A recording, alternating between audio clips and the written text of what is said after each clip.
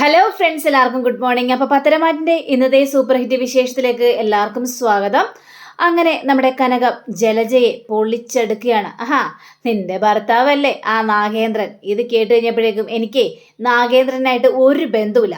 അയാളെ കാണുന്നതും അയാളുടെ പേര് കേൾക്കുന്നതും എനിക്ക് ഇഷ്ടമില്ലാത്ത കാര്യമാണ്. ഇത് കേട്ട് കഴിഞ്ഞപ്പോഴേക്കും നയനയാണെങ്കിൽ നിങ്ങൾക്ക് ബന്ധമില്ലെങ്കിലും നിങ്ങളുടെ ഭർത്താവിൻ്റെ അതേ സ്വഭാവം തന്നെയാണ് നിങ്ങളുടെ മകന് കിട്ടിയിരിക്കുന്നത്, അബിക്ക് കിട്ടിയിരിക്കുന്നത്. അതേ പകർപ്പ് എന്നൊക്കെ പറഞ്ഞപ്പോഴേക്കും അതിന് അവൻ്റെ അച്ഛനെ കാണുന്നൊന്നുമില്ല.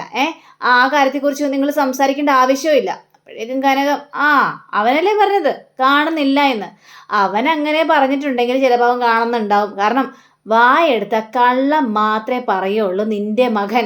അതുകൊണ്ട് നിന്റെ മകൻ്റെ കാര്യത്തിൽ വിശ്വസിക്കാനൊന്നും പറ്റൂല. കനകം, നീ എന്തിനാ ചുമ്മാ കിടന്ന് തുള്ളുന്നത്? അതിൻ്റെ ആവശ്യമൊന്നും ഇവിടെ ഇല്ല. പിന്നെ എൻ്റെ മോളുടെയും അനിയുടെയും കല്യാണം നടക്കാനായിട്ട് പോവുകയാണ്. ആ സമയത്തെ എനിക്ക് അയാളെക്കുറിച്ചുള്ള യാതൊരു ചിന്തയില്ല. അങ്ങനെയായാൽ നിനക്ക് കൊള്ളാം. അല്ലെങ്കിൽ നീ ശരിക്കും പാടുപെടും എൻ്റെ ജലജയെ. ആനിയെ നല്ല പയ്യനാണ്, നല്ല ശാന്ത സ്വഭാവമുള്ള ചെറുക്കൻ.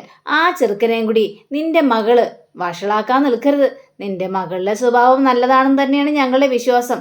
അതെല്ലാം വേറൊരു വിശ്വാസമായിട്ട് നിങ്ങൾ മാറ്റരുത് എന്നൊക്കെ പറഞ്ഞ് പൊളിച്ചടുക്കിക്കൊണ്ട് നമ്മുടെ ഈ കനകയും അതേപോലെ തന്നെ നയനയും കൂടി നേരെ അവന്തികയുടെ റൂമിലേക്ക് ചെല്ലുകയാണ്. അപ്പോൾ അവന്തികയാണെങ്കിൽ അനിയെക്കുറിച്ച് തന്നെ ചിന്തിക്കുകയാണ്. വല്ലാത്തൊരു ടെൻഷനാണ്. അതിനിടയിൽ അച്ഛനെക്കുറിച്ചും ചിന്തിക്കുന്നുണ്ട്. എൻ്റെ ദൈവമേ, ഇനി അച്ഛനെ എങ്ങനെ കാണും? ഞാനാണെങ്കിൽ അനിയേട്ടനെ കല്യാണം കഴിക്കാമെന്ന് പറഞ്ഞത് തന്നെ ഈ മൂർത്തീസ് കമ്പനിയുടെ MD ആണല്ലോ എന്നൊക്കെ വിചാരിച്ചുകൊണ്ടാണ്. ഇപ്പം ആ MD സ്ഥാനവും പോയി. ഇനിയിപ്പോൾ എന്ത് ചെയ്യാനാണ് എന്നൊക്കെ ഇങ്ങനെ ചിന്തിച്ചുകൊണ്ടിരിക്കുകയാണ് നമ്മുടെ അവന്തിക. അപ്പോഴാണ് കനകവും അതേപോലെ തന്നെ നയനയും കൂടി കയറി ചെല്ലുന്നത്. മോളെ അവന്തികെ എന്ന് വിളിച്ചുകൊണ്ട് ചെല്ലുകയാണ്. ഇവരെ കണ്ടു കഴിഞ്ഞപ്പോഴേക്കും അവന്തിക ചിരിച്ചുകൊണ്ട് ചാടി അവിടെ നിന്ന് എണീക്കുകയാണ്. മോൾ ഇവിടെ തനിച്ചിരിക്കുകയായിരുന്നോ? എന്തിനാ മോളിങ്ങനെ സങ്കടപ്പെട്ടിരിക്കുന്നത്? എന്തെങ്കിലും പ്രശ്നമുണ്ടോ? പിന്നെ അനിയുടെ MD സ്ഥാനം തെറിച്ചുകൊണ്ടാണോ? അതൊന്നും മോള് കാര്യമൊക്കെ നിൽക്കണ്ട. അവർ ചേട്ടനനിയന്മാരെ വലിയ സ്നേഹത്തിലാ. പിന്നെ ഞാൻ ഇവിടെ മോളെ കാണാൻ വന്നത് എന്തിനാണെന്നറിയാവോ? മോളുടെ സ്വഭാവം എനിക്ക് നന്നായിട്ട് തന്നെ അറിയാം. ബാക്കി രണ്ടുപേരെയും പോലെയല്ല. നിന്റെ സ്വഭാവം നല്ല സ്വഭാവമാണ് മോളെ. അതുകൊണ്ട് തന്നെ അനിയും നീയുമായിട്ടുള്ള എൻഗേജ്മെൻറ്റ് ഉറപ്പായിട്ട് നടക്കും. അതിനൊരു തടസ്സമായിട്ട് എൻ്റെ മകള് നന്ദു ഒരിക്കലും വരാനായിട്ട് പോകുന്നില്ല. ആ ഒരു ഉറപ്പ് തരാനാണ് ഞാൻ മോളെ കാണാൻ വേണ്ടി വന്നത്. ആ കാര്യത്തെക്കുറിച്ച് ഓർത്തൊന്നും മോള് പേടിക്കേണ്ട ആവശ്യമില്ല എന്ന് പറയുമ്പോൾ അവന്തിക്ക് തല കുലുക്കുകയാണ്. ശരി ആൻറ്റി എന്ന രീതിയിൽ തന്നെയാണ് തല കുലുക്കുകയാണ്. പിന്നെ മോള് നല്ല രീതിയിൽ തന്നെ മുന്നോട്ട് പോകണം. എല്ലാവരെയും സ്നേഹിച്ചും എല്ലാവരും പറയുന്നതനുസരിച്ചും ഒക്കെ ജീവിക്കണം. അപ്പോൾ നിൻ്റെ കൂട്ടിന് എല്ലാവരും ഉണ്ടാവും. പിന്നെ നിൻ്റെ അച്ഛൻ മടങ്ങി വന്നിരിക്കുന്നതാണല്ലോ പറയുന്നത്. പക്ഷേ നിൻ്റെ അച്ഛൻ്റെ കാര്യത്തിൽ എല്ലാവരോടുള്ള തീരുമാനം അറിയാലോ. അതിന് ആൻറ്റി, ഞാൻ ആ അച്ഛനെ കണ്ടിട്ട് പോലുമില്ല, ഞാൻ സംസാരിച്ചിട്ട് പോലുമില്ല. ഇപ്പോൾ പറയുമ്പോഴാണ് ഞാൻ അറിയുന്നത്. അല്ലാതെ ഞാനും അദ്ദേഹവുമായിട്ട് യാതൊരു ബന്ധവുമില്ല എന്നൊക്കെ പറയണം. അങ്ങനെയായ മോൾക്ക് കൊള്ളാം മോളെ. ഈ കുടുംബത്തോട് വലിയൊരു ചതി ചെയ്തിട്ടാണ് മോളുടെ അച്ഛൻ ഇവിടെ നിന്ന് പോയെന്നൊക്കെയാണ് പറയുന്നത്. മോളുടെ അച്ഛനെ ഇവിടെ നിന്ന് മൂർത്തി മുത്തശ്ശൻ അടിച്ചു പുറത്താക്കിയെന്നൊക്കെയാണ് പറയുന്നത്. അതുകൊണ്ട് മോള് ആ കാര്യത്തെക്കുറിച്ച് ആലോചിക്കുകയോ ചിന്തിക്കുകയോ ഒന്നും വേണ്ട. മോളുടെ കാര്യം മാത്രം ചിന്തിക്കുക. മോളുടെ അമ്മയെയും മോളുടെ ഏട്ടനെയും പോലെ ആയി പോകരുത്. ഏതായാലും ഇത്രയൊക്കെ പറയാൻ വേണ്ടി തന്നെയാണ് ഞാൻ വന്നത്. എനിക്കിനി എൻ്റെ മൂത്ത മോളെ ഒന്ന് കാണാനുണ്ടേ. എന്നാൽ ഞാൻ പിന്നെ പോയി കണ്ടിട്ട് വരട്ടെ എന്നും പറഞ്ഞുകൊണ്ട് ഇവർ രണ്ടുപേരും കൂടി നേരം അങ്ങോട്ട് പോവാണ്. അപ്പം നയനയാണെങ്കിൽ ഈ കനകത്തെ പിടിച്ചു നിർത്തിയാണ്. അമ്മ എന്തിനുള്ള പുറപ്പാടാ? അമ്മ ചേച്ചിനെ ഒന്നും കാണാനായിട്ട് പോകണ്ട. ഞാൻ കാണും. അമ്മ ചേച്ചിനെ കണ്ട അമ്മ ചുമ്മാ പ്രശ്നം ഉണ്ടാക്കും. അതുകൊണ്ട് അമ്മ കാണാനായിട്ട് പോകണ്ടെന്ന് പറയണം. നീ ഒന്ന് മാറി നിൽക്കണ്ടേ? മാറി നിന്നേ. എനിക്ക് അവളോട് ചില കാര്യങ്ങളെല്ലാം സംസാരിക്കാനുണ്ട്. അത് സംസാരിച്ചിട്ടേ ഞാൻ ഏതായാലും പോകത്തുള്ളൂ. അങ്ങനെ അഹങ്കരിക്കാനായിട്ട് പാടില്ലല്ലോ. ഏതായാലും അവളുടെ അഹങ്കാരങ്ങളെല്ലാം അവസാനിച്ചല്ലോ. അഹങ്കാരങ്ങളെല്ലാം അവസാനിച്ചെന്ന് കാണാൻ വേണ്ടി പോവാം. പിന്നെ 2-3 ചെറിയ ഡയലോഗും അത്രയും മാത്രമേ ഉള്ളൂ. അത് കഴിഞ്ഞാൽ പിന്നെ ഞാൻ അങ്ങോട്ട് പോയിക്കോളാം എന്ന് പറയാം. അങ്ങനെ നമ്മുടെ നയനയാണെങ്കിലോട് മാറി നിൽക്കുകയാണ്. മാറി കഴിഞ്ഞപ്പോഴേക്കും കനക നേരെ നവ്യയുടെ അടുത്തേക്ക് ചെല്ലുക. നവ്യാണെങ്കിൽ അങ്ങോട്ടും ഇങ്ങോട്ടും പരക്കമാഞ്ഞ് ഇങ്ങനെ നടക്കുക. ആ സമയത്ത് എന്ന് വിളിച്ചുകൊണ്ട് ഈ നവ്യയുടെ അടുത്തേക്ക് ചെല്ലുകയാണ്. നിനക്ക് സന്തോഷമായല്ലോ? അയ്യോടാ, നിന്റെ മുഖത്തൊരു ചിരിയും കണ്ടില്ല, നീ ഒരിക്കലും പ്രതീക്ഷിച്ചില്ലല്ലേ എൻ്റെ നയനമോളും അഭിയും ഇങ്ങോട്ട് കയറി വരുമെന്ന് നീ ഒരിക്കലും പ്രതീക്ഷിച്ചില്ലല്ലേ? നീയേ ആ AN ജ്വല്ലറിയുടെ ആളല്ലേ? നിന്നോട് ഞാൻ പല പ്രാവശ്യം പറഞ്ഞിട്ടില്ലേടി അവരുടെ കാര്യത്തിൽ പോയി ഇടപെടാനായിട്ട് നിൽക്കരുതെന്ന്. ഇപ്പോൾ നിനക്ക് വലിയൊരു തിരിച്ചടിയല്ലേ കിട്ടിയത്. ഞാൻ നിന്റെ മുഖം ശ്രദ്ധിച്ചായിരുന്നു. അവർ വന്നു കഴിഞ്ഞപ്പോഴൊക്കെ നിന്റെ മുഖം ആകെ ചുക്കി ചുളുങ്ങിയിരിക്കുന്നത് പോലെ എനിക്ക് തോന്നിയത്. അപ്പോൾ ഇത് കേട്ടുകഴിഞ്ഞപ്പോഴേക്കും അമ്മയ്ക്ക് ഇപ്പം എന്താ വേണ്ടത്? ഞാൻ എൻ്റെ പാട്ടിനെ അങ്ങോട്ടും ഇങ്ങോട്ടും നടക്കല്ലേ. പിന്നെ എനിക്കിപ്പോൾ നല്ലൊരു ജോലിയുണ്ട്, നല്ല ശമ്പളവും ഉണ്ട്. ഏതായാലും ആ ജോലി വിട്ട് കളയാനായിട്ട് ഞാൻ തയ്യാറല്ല. നീ വിടണ്ട. ഈ കുടുംബത്തിൽ നിന്നുകൊണ്ട് തന്നെ ഈ കുടുംബത്തിൽ ശത്രുവിൻ്റെ കമ്പനിയിൽ നീ ജോലിക്ക് പോയിക്കോ. നീ വിടേണ്ട ആവശ്യമില്ല. നീയോ നിൻ്റെ അഭിയോ ഒന്നും നന്നാവാനായിട്ട് പോകുന്നില്ല. പക്ഷേ നിൻ്റെ അഭിയെക്കുറിച്ച് ഞാൻ പല പ്രാവശ്യം പറഞ്ഞിട്ടുണ്ട്. അവൻ നല്ലവനല്ല. അവൻ്റെ സകല സ്വഭാവങ്ങളും നിന്നോട് ഞാൻ കിളിപ്പുള്ള പോലെ പറഞ്ഞു. പക്ഷേ അതൊന്നും കേൾക്കാനായിട്ട് നീ തയ്യാറായില്ല. അതിനെല്ലാം മോളെ നിനക്ക് തിരിച്ചടി കിട്ടും മോളെ. എന്ത് തിരിച്ചടി കിട്ടാനായിട്ട്? എനിക്കൊരു തിരിച്ചടിയും കിട്ടാനായിട്ട് പോകുന്നില്ല. എൻ്റെ അഭിയെ എനിക്ക് നന്നായിട്ട് തന്നെ അറിയാം. പിന്നെ നിനക്കറിയാം, നിനക്ക് എന്തോന്നറിയാവുന്നതാണ്. അവനെ പല പ്രാവശ്യം പറയുന്നുണ്ട്, അവൻ്റെ അച്ഛനെ കുറിച്ച് ഒന്നും അറിയില്ല, ഒരു ബന്ധവും ഇല്ല, ഒരു അടുപ്പവും ഇല്ല എന്ന് അവനെ കുറേ പ്രാവശ്യം ഇങ്ങനെ പറഞ്ഞുകൊണ്ടിരിക്കുക. അപ്പോൾ കുറേ പ്രാവശ്യം അവൻ പറയുന്നുണ്ടെങ്കിൽ കൺഫേമാ അവനും അവൻ്റെ അച്ഛനുമായിട്ട് നല്ല ബന്ധമുണ്ട്. അവർ തമ്മിൽ കാണുന്നുമുണ്ട്. ഇതിനെല്ലാത്തിനും പിന്നിൽ നിന്റെ ഭർത്താവാണെന്നതിനുള്ള ഒരു സംശയവും എനിക്കില്ല. നിന്റെ ഭർത്താവ് പഠിച്ച കള്ളനാണ് എന്നിങ്ങനെ പറയുകയാണ്. ഇതൊക്കെ കേട്ട് കഴിഞ്ഞപ്പോഴേക്കും നവ്യക്ക് ദേഷ്യം വന്നിട്ട്, ഇപ്പം അമ്മയ്ക്ക് എന്താ വേണ്ടത്? എന്നാൽ പോയി മുത്തശ്ശനോട് പറ എന്നെയും അഭിയെയും ഇവിടെ നിന്ന് അടിച്ച് പുറത്താക്കാനായിട്ട്. പുറത്താക്കട്ടെ, അപ്പം നിങ്ങൾക്ക് സന്തോഷമാവുമല്ലോ.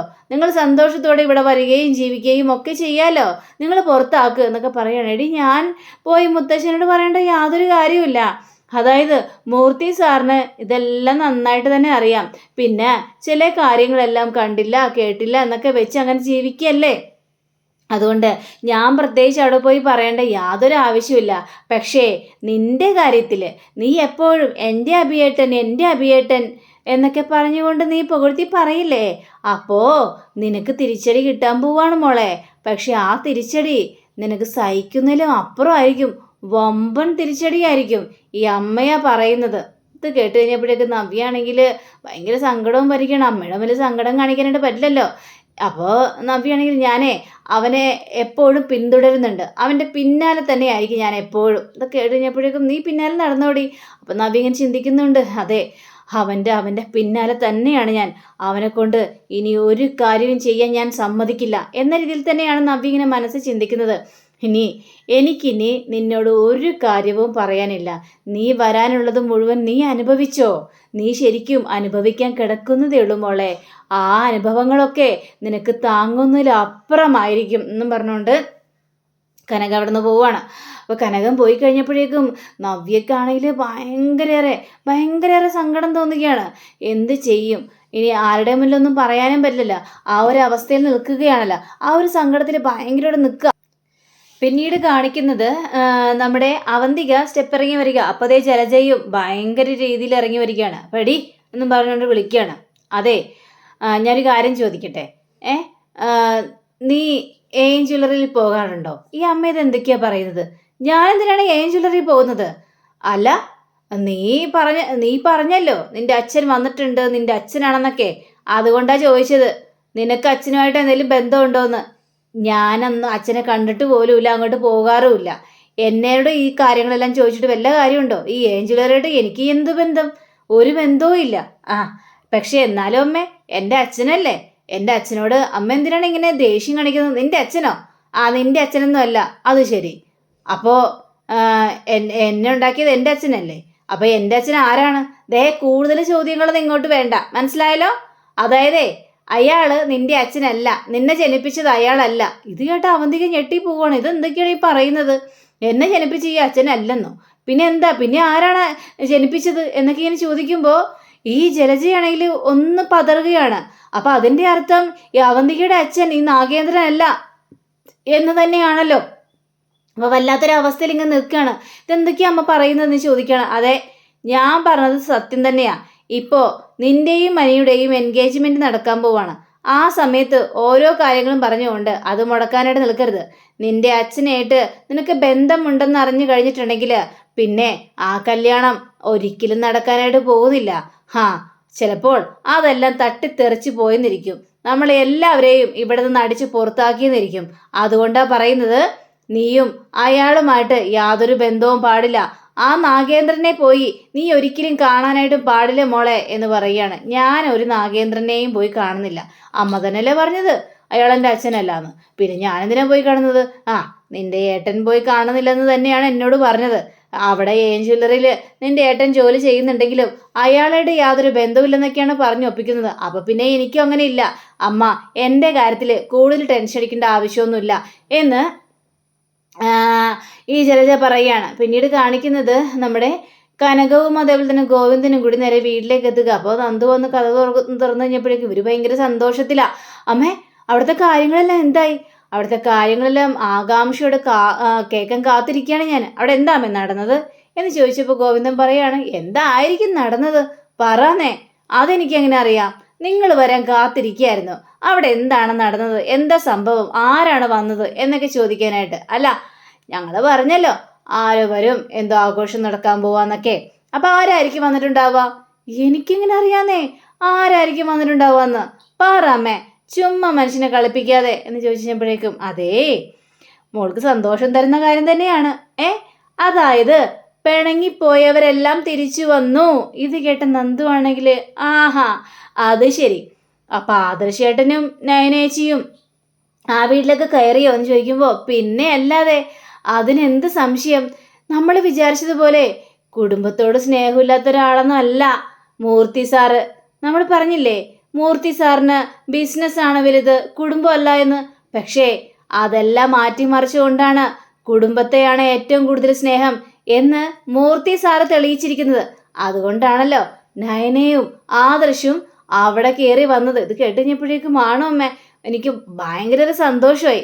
അപ്പോൾ ചിലർക്ക് അവിടെ സന്തോഷവും ചിലർക്ക് അവിടെ ദുഃഖവും കാണുമല്ലോ. പിന്നെ അല്ലാതെ ചിലരൊക്കെ ദുഃഖിച്ചു നിൽക്കുന്നത് ഞാൻ കണ്ടായിരുന്നു.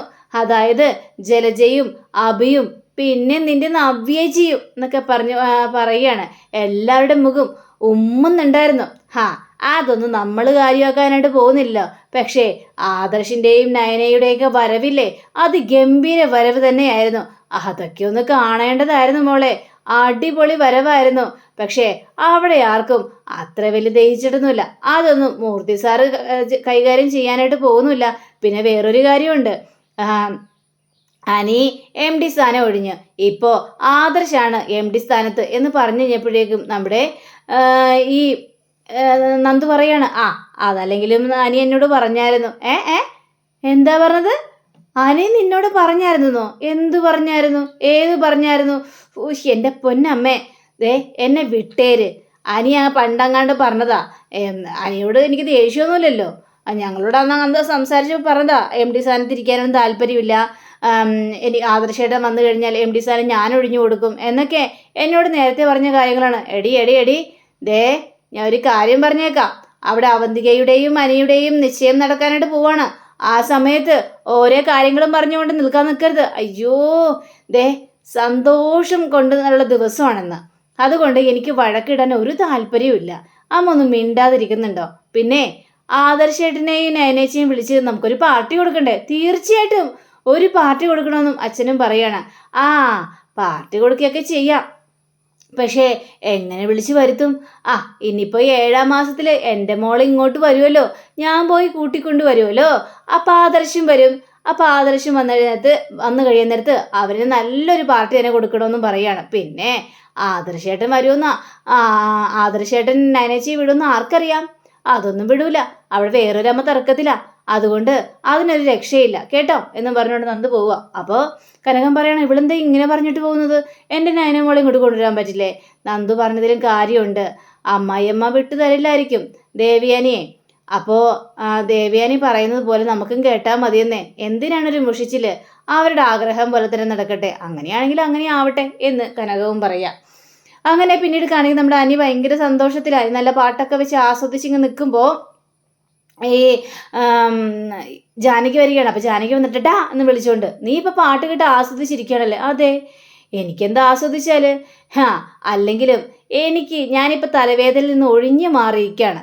ഹാ, MD സ്ഥാനം ഞാൻ ഒഴിഞ്ഞല്ലോ, ആദർശേട്ടന് കിട്ടിയല്ലോ. ഇത് കേട്ട് കഴിഞ്ഞപ്പോഴേക്കും ഈ ജാനകിയാണെങ്കിൽ ഹനയുടെ കാരണം നോക്കി രണ്ട് പൊട്ടിക്കുകയാണ്. നിനക്ക് സമാധാനമായില്ല എടാ, നിനക്ക് കഷ്ടപ്പെട്ട് കിട്ടിയ സാധനമല്ലേ എടാ അത്. എന്നിട്ട് നിനക്ക് തട്ടിത്തെറിപ്പ്, നിനക്ക് ഒരു സങ്കടവും ഇല്ലെന്നോ? എനിക്കിതൊക്കെ വെച്ച് അലയ്ക്കുമ്പോൾ ദേഷ്യം വരുന്നത്. എത്ര സന്തോഷമാണെന്ന് അറിയാവോ അമ്മ അങ്ങനെയൊന്നും പറയരുത് അമ്മ ഒരു സാധാരണ കുടുംബത്തിൽ വന്ന സ്ത്രീയാണ്. പക്ഷേ വല്യമ്മ അങ്ങനെയാണോ? പണക്കാരി കുടുംബത്തിൽ നിന്ന് എനിക്ക് MD സ്ഥാനം കിട്ടിയെന്ന് അറിഞ്ഞു കഴിഞ്ഞപ്പോഴേക്കും വല്യമ്മ ഇതേപോലെ സങ്കടപ്പെട്ടില്ലല്ലോ. പക്ഷെ അമ്മയ്ക്ക് എന്താണ് ഇത്ര പ്രശ്നം? എടാ, എൻ്റെ മനസ്സിൽ ഒരുപാട് ആഗ്രഹങ്ങൾ ഉണ്ടായിരുന്നടാ. എൻ്റെ മകൻ MD സ്ഥാനത്തിരിക്കണം എന്നൊക്കെ മറ്റുള്ളവരോടൊക്കെ ഞാൻ പറയുകയും ചെയ്തു.